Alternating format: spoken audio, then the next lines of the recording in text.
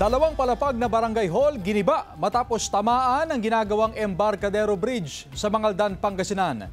Yan ang balitang tinutukan live ni Jasmine Gabriel Galvan. Jasmine? Chris, tuloy-tuloy pa rin ang konstruksyon ng Embarcadero Bridge dito sa Mangaldan, Pangasinan. Dinimolish na rin yung mga struktura na tatamaan ng proyekto, kabilang nga dyan ang barangay hall ng Embarcadero.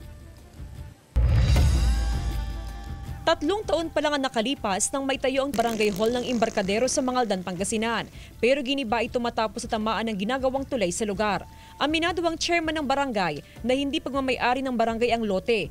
Bagamat ito ay government property, hindi rin nila nakalang magtatayo ng bagong tulay sa old road ng barangay kung saan nakatayo ang kanilang barangay hall. Natamaan talaga yung bagong barangay hall.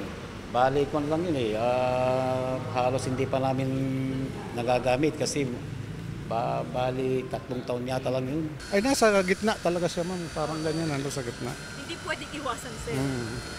Ang gusto nga mo namin doon, kaso sabi nga mo namin, yung mga bata gaya nung... Hindi naman daw agad giniba ang barangay hall. Mismo ang contractor ang kumausap sa mga opisyal ng barangay at nangakong tutulong sa pagtatayo ng bagong barangay hall.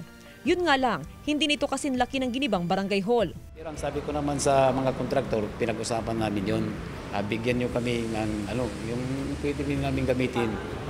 Opo. Yun ang sabi nila, pero ang maibibigay namin kapitan, bungalow type lang. Iniisip niya nga, unang-una yung mga tao, may mga sedula, ganyan kung ano.